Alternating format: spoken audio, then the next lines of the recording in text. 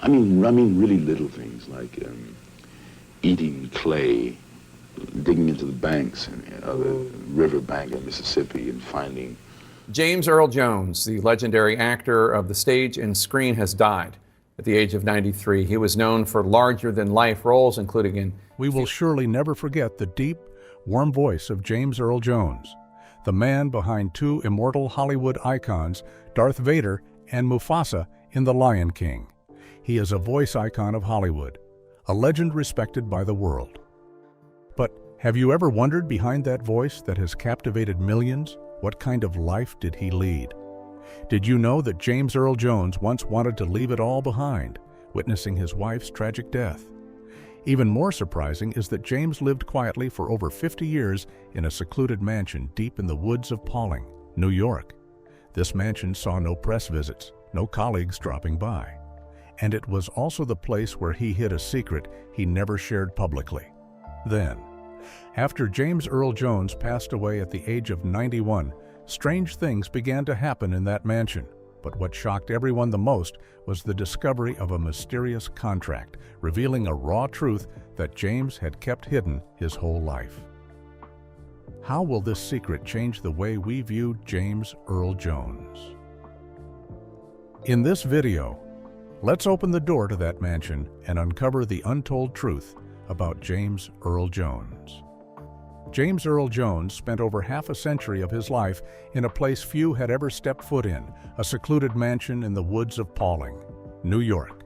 He bought this house in the winter of 1973, right after his play, The Great White Hope, took him from Broadway's stage straight into the ranks of Hollywood's immortals. At that time, James had just received an Oscar nomination and was being sought after everywhere. But instead of choosing a mansion in Los Angeles or a luxury apartment in Manhattan, he retreated to the edge of the woods, spending $235,000, a huge amount at the time, to gain absolute tranquility. The house was over 740 square meters, with 7 bedrooms, 6 bathrooms, and most notably, a circular library made of rare ebony wood. On the ceiling of the library, he hired an artist to hand-paint Shakespearean quotes, something no one knew because the press was never allowed inside. Behind the library was the voice studio, the place where James recorded his lines for Darth Vader, Mufasa, CNN, and dozens of other films. The room was soundproofed completely, with a biometric lock system that only opened when his voice was recognized.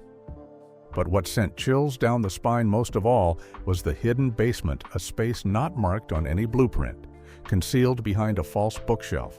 The only person who ever saw James go down there was an old housekeeper on an October night when he clutched a dark wooden box, his eyes red and swollen.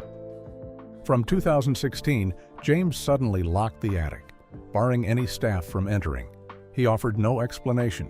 He just quietly installed an electronic lock and set an alarm. From then on, the top floor of the mansion sank into silence, as if holding captive something that shouldn't be touched. James lived there until September 2022, when he passed away at 91. The mansion was sealed. No one moved in. No one put it up for sale.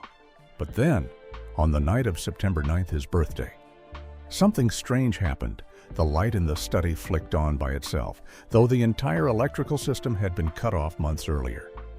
A neighbor living just 300 meters away recounted hearing a low, raspy whisper, eerily like Darth Vader, drifting down from the attic.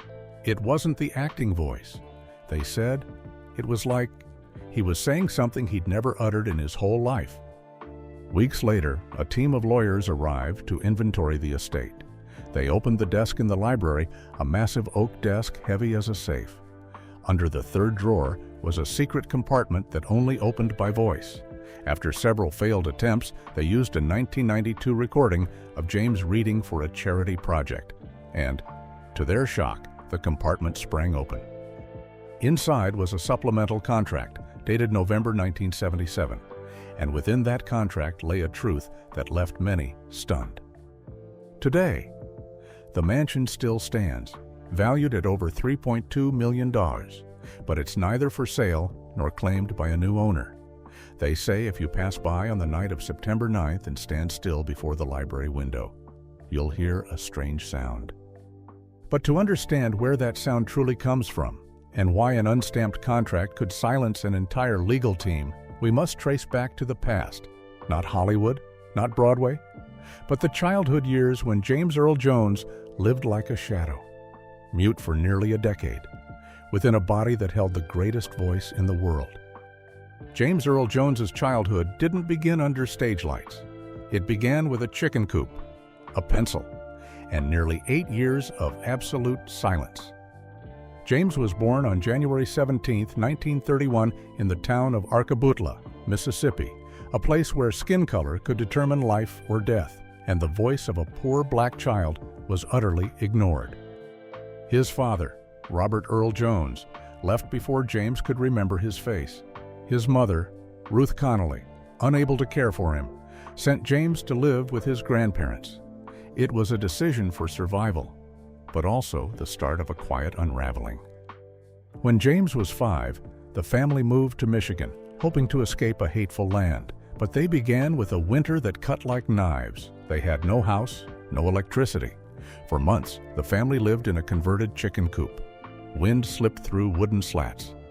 Each morning, James woke to the creak of a frozen ceiling, clutching a tattered old blanket, his breath sounding like someone else's.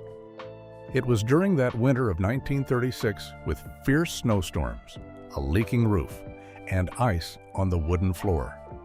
His grandmother later recalled a night when James, burning with fever, lay curled under the table, and when he woke, he could no longer speak clearly. From then on, the boy grew withdrawn. Whenever he tried to speak, his throat seized up, his mouth opened, but no sound came out. At first, his grandfather thought it was a temporary reaction to the fever, but through spring, then summer, James only nodded or shook his head.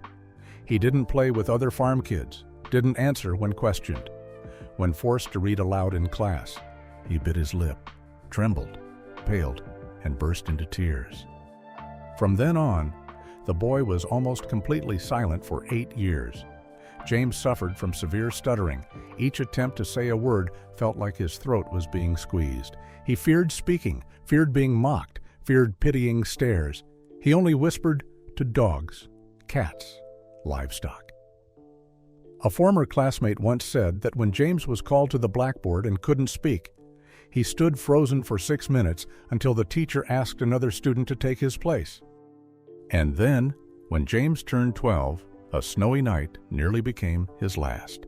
His grandmother, as if guided by instinct, woke in the middle of the night to the faint sound of the back door creaking open. She stepped into the yard and froze at the sight of James standing hunched in the dark, clutching a long wooden plank, a coil of old rope trailing in the snow. The boy's face was ghostly pale, his eyes hollow, as if he'd made a heartbreaking decision. She immediately knelt before James and wrapped her arms around him. No scolding, no tears, just the silence of someone who understood everything through his gaze. The next morning, she took James to school. Without explaining why, she only asked that he be placed in the class of Donald Crouch, the only literature teacher in the area she believed could save her grandson. Teacher Crouch didn't force James to speak, didn't make him read aloud. He simply handed him a poem, first a line, then a stanza, then the whole piece. James stood trembling before the class, his mouth stumbling, throat catching on every word.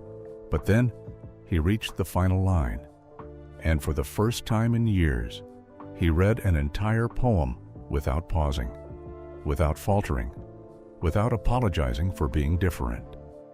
That day, James wrote in his notebook, "For the first time in my life, I felt my voice had weight." And from that moment, a great voice was not just born, it was reclaimed through love and belief. After reading a poem flawlessly for the first time, James Earl Jones left the classroom as if reborn. But what stunned Teacher Crouch wasn't just the recovery of his voice, it was its quality. Deep, resonant, like oak aged in fine whiskey. "This voice isn't meant for everyday life," he said. "It was born to fill an auditorium." But time didn't grant James many chances to dream. In the late 1940s, he was still a black teenager in rural Michigan called cruel names for his skin, attending a school with textbooks from World War I where dreams of the stage were dismissed as fantasy. After school, James worked the fields with his grandfather, cleaning stables, hauling water from the well each morning. At night, when the oil lamp went out, he read poetry alone in the granary, not for leisure, but to forge his voice into a vital weapon. In 1949, James was accepted to the University of Michigan, studying medicine. But after 2 semesters, he quietly switched to drama without telling his family or friends. When asked why, he only said, "Because I couldn't stay silent any longer." At school, James kept to himself. His roommate said he always carried a small notebook, jotting down favorite lines, unspoken thoughts. Once, a professor caught him rehearsing a monologue in the bathroom at 1 a.m. His eyes locked on his reflection, as if hypnotized. He said, "I'm learning not to fear the sound of my own voice anymore." And perhaps that was the true goal he pursued his entire life, not the spotlight, not awards, but the right to exist through his voice. A right that the boy who once nearly traded it for a wooden plank was now beginning to reclaim. Yet, before the stage light shone on his name, James Earl Jones spent nearly 2 decades living as an invisible man in the heart of America. From the late 1950s, after leaving the military, James threw himself into theater not for fame, but to reclaim the voice he'd once lost. He started with small, so quiet roles on off-Broadway stages in New York, where black actors were often given only parts as waiters, guards, or nameless characters. Despite standing nearly 6'3" with a voice that boomed like a trumpet in an empty cathedral, James was still seen as too different to play a lead. Once, while auditioning for Hamlet with a local troupe, he barely finished his first line before the director cut him off. Hamlet can't be black, and he definitely doesn't sound like God preaching. Those words silenced him the whole walk home. Not from hurt, but because deep down he knew, "I don't need them to believe I'm Hamlet. I just need them to believe I'm human." To survive, he acted by day and worked as a janitor, washing dishes at an Italian restaurant in Brooklyn. At night, James spent hours practicing Shakespeare alone in a damp tenement, recording his voice on cassette and playing it back. He didn't read to rehearse lines. He read to prove his voice could be kept not on stage, but in his own memory. The first turning point came in 1963 when James was cast in Othello at the New York Shakespeare Festival. For the first time, the audience didn't laugh when he spoke. They fell silent. They listened. And when the curtain fell, the theater erupted in applause. Director Joseph Papp approached him backstage, took his hand, and said, "You don't need to ask for permission to speak anymore. James, you just took it back." After winning a Tony in 1969 for The Great White Hope, James Earl Jones didn't just reach the pinnacle of American theater. He became a symbol for a generation of black actors breaking free from an industry not yet ready to give them leading roles. But that very spotlight placed him in a contradictory position where fame walked hand in hand with an increasingly undeniable loneliness. In 1970, amid public uproar over an intimate scene with his white co-star Jane Alexander on stage and in the film adaptation, James chose to retreat from the noise, buying an old house in Pawling, New York, for about $235,000. In a rare interview, he once said, "I needed a place where my voice could echo without being interrupted." That mansion, nestled among trees and cool air, became James's refuge for over 50 years. Few knew that on the second floor, he built a soundproof chamber over 30 centimeters thick, locked by fingerprint and voice code, with no windows, no main light, only a microphone hanging in the air. He called it the Echo Chamber. The only electrician who ever entered to check the wiring in 1984 recounted hearing James scream for 30 minutes, repeating a single line in the dark, "Why didn't he stay?" Many believe it wasn't a line from any play, but a cry to the father who abandoned him before his first wail. James never mentioned his father in any memoir or public interview, But the echo chamber was where he retreated after every major role, as if he needed to erase the character from his mind before returning to himself. A young voice actor who recorded with him in 1992 said he entered the echo chamber like he was about to pray. No one dared knock, because no one was sure what they'd hear. And then in 1977, when he agreed to voice Darth Vader in Star Wars for a mere $7,000, James had no idea that the faceless role would become one of the world's most iconic characters. But that decision to forego royalties was something he quietly regretted for the rest of his life. In a private talk with a co-star, he once sighed, "My voice lives forever, but me, I was only hired once." And perhaps, in the echo chamber, the one place no one knew, he left behind stories he never had the courage to speak aloud. In 1982, after over 2 decades of solitude, James Earl Jones finally found true love. Cecilia Hart, a talented actress, entered his life with gentle warmth. The couple married after a few years of dating, and they built a happy family in Pawling, New York. They lived in a sprawling mansion, isolated amidst nature, where the glare of the spotlight couldn't reach. With their son, Flynn Earl Jones. James' family found peace in his vast estate, 10 adjacent homes set in a lush, green sanctuary. Far from Hollywood's clamor, James could relax, savoring long mornings with his family, where no one knew the struggles and pressures of a famous man. Each morning, he and Cecilia walked with their son around the lake, talking about new scripts, about the simple gifts of life. In those moments, James felt he had everything a complete family, a home, and true peace. But that life didn't last forever. All his happiness crumbled in 2016 when Cecilia was diagnosed with late-stage breast cancer. The couple endured grueling months, but no one expected the end to come so swiftly and cruelly. Cecilia discovered the illness in early 2015 after feeling sharp chest pain and finding a lump in her breast. Though she initially didn't suspect cancer, tests soon revealed her dire condition. James Earl Jones, the man so commanding on stage, was thrust into a situation he was unprepared for, the helplessness of protecting the wife he loved most. In the months that followed, Cecilia's condition worsened. She endured painful chemotherapy, hair loss, and declining strength. On long nights, James sat by her bedside, holding her hand, offering only soft words of comfort. Those months turned the once laughter-filled mansion into a place of indescribable sorrow and pain. By September 2016, Cecilia's health deteriorated severely. Doctors warned she had only weeks left. James couldn't accept this truth. He wept silently at night, feeling the world collapse. In Cecilia's final month, James barely left her side. They no longer spoke as much, sharing only loving glances and wordless handholds. On October 8, 2016, Cecilia passed away. Her death was not just an emotional loss, but a profound blow James never imagined facing. The vast mansion fell silent. Cecilia died at 3 a.m. in James's arms. She fought until her last breath, but the pain and exhaustion overwhelmed her body. And from that moment, James Earl Jones was no longer himself. The Pawling mansion, once brimming with joy, now held only quiet shadows. Days after Cecilia's death, James couldn't bear the silence.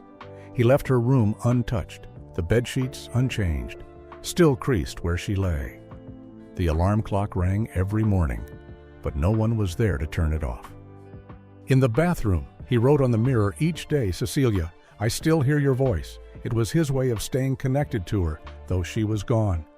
James couldn't let go of her memory, and the months that followed were endless nights of indescribable longing.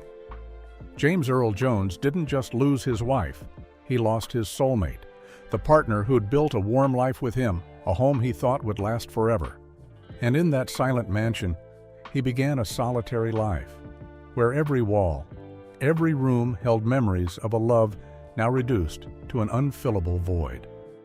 After Cecilia Hart's death in 2016, James Earl Jones became a lonely man, living in silence and the weight of memory. The sprawling Pawling mansion, where he'd found solace through years of happiness, became a cold, empty place, void of his wife's presence, filled only with the sounds of memory and a terrifying stillness. In his final years, his health declined sharply. Chronic heart failure and lung disease left him too weak for the things he loved. Instead of stepping outside to enjoy the sun as he once did, he spent most of his time in a room by the window, where Cecilia used to sit with him each morning, reading scripts. On the night of September 9th, 2024, his birthday, James Earl Jones passed away in his mansion. Despite his frail health, he tried to maintain a few old habits. The closest people in his final years were his son, Flynn Earl Jones, and a few medical staff. But on the night James died, Flynn wasn't in the room with him. James died alone.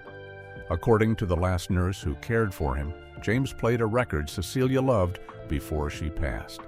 This gave his death a tragic hue, a death without companionship, without farewells. The nurse said James listened to Cecilia's favorite lullaby one last time, though no one in the room could say if he truly heard it. After quietly slipping away, James had no family by his side.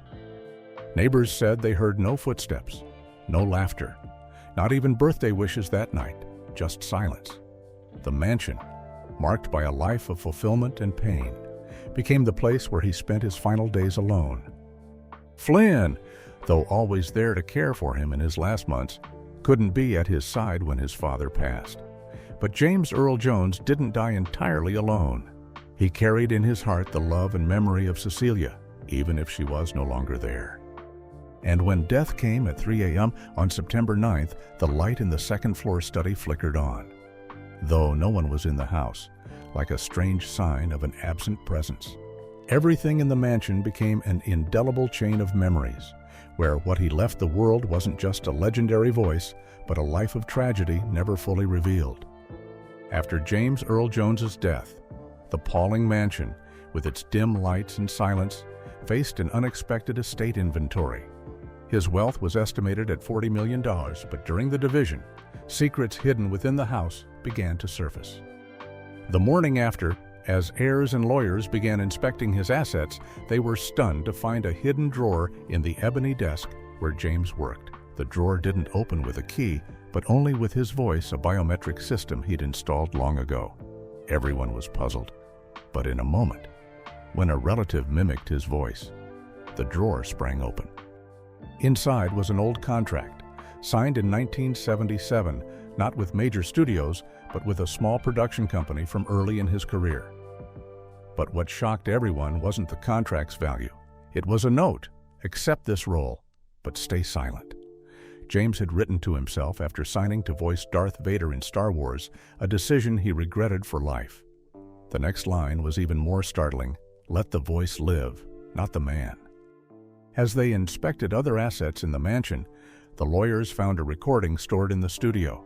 They listened with curiosity, but no one could decipher its exact contents, as it remained uncracked.